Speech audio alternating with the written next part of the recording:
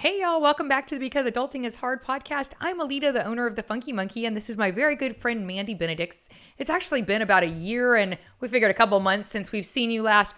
All kinds of things have happened in that time. I kind of feel like, as a society, we've just, kind of fallen and we're in the process of rising again. And so I'm really excited to have Mandy back here again. Mandy, go ahead and tell us a little bit about your company and who you are. And then our topic for the day is going to be intentionality. We're going to be talking about being intentional in life, being intentional in our daily plans, being intentional with our actions, all of those things in a kind of condensed manner today. So tell us where we can find you and where you are right now. Yeah, so Rooted Together is a human development organization primarily designed to help root people to things that are going to enhance their life and the lives of the people they interact with.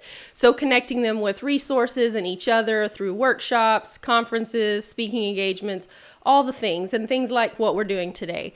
So as we move into talking about being intentional, why does that matter right now? I think it matters right now more than it has in a long time. For the last 2 years, it has felt like the world has been on pause.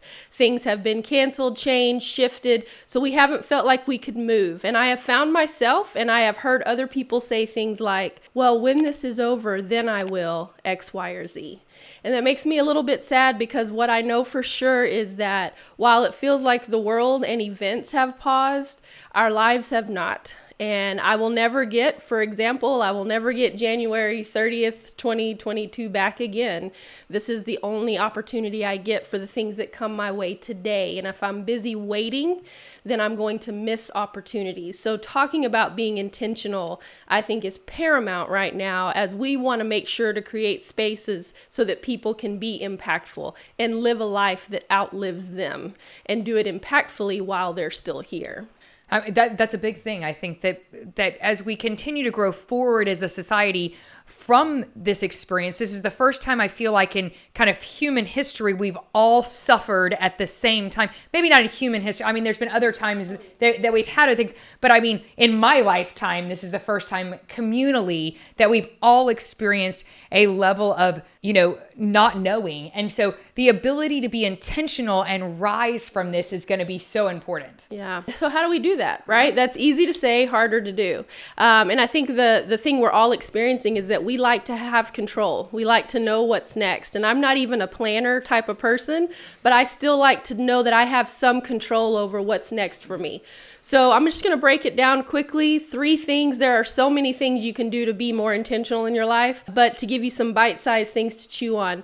The first thing to live a life that is intentional is you have to know what your purpose is. What are you moving towards, and who do you want to be in that space? And you can, Elita, this is long-term, this is short-term, right? So what do I want to accomplish in the next year, month, quarter, week, day, right? Waking up and knowing what is my intention for today and who do I want to be? Who do I want to be seen as? What is my character? What are my values? And let that be the filter through which I run things through. So if I'm about to say something or do something, I'm going to quickly run it through that filter. And if it does not line up or move me closer towards that purpose, then I'm not going to do it. It's like it's a guideline for your life. It's a vision for where you're going, for who you're holding yourself accountable for. And I think we've talked about previously that we're the only ones that can do that work. Yes. This is work of ourself that has to be done. Yeah. So knowing your purpose and what you're moving towards. The second thing I think that it takes to be more intentional is that we have to slow down. My friend, Dr. Dawn Hahn, she calls it practicing the pause, that we have to pause before we say what we really want to say or do the thing that maybe we really want to do. And it can be something as simple as standing in front of the pantry and pausing before I grab the thing I want to eat and making a decision that pushes me closer to my purpose. So really pausing. And it doesn't have to be a pause for an hour. It's a pause for a few seconds. And that leads to making an intentional decision. If anything through this process of the last 2 years, I call that viewing everything through a filter of grace.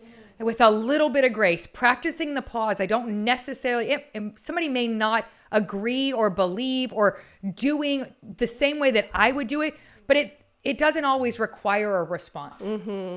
That's So then right. what is the third thing that you So said? the third thing, and I think this one's key for anything that you want to be more of, is you find people around you that line up with who you want to be and what you want to achieve. You find people that live an intentional life.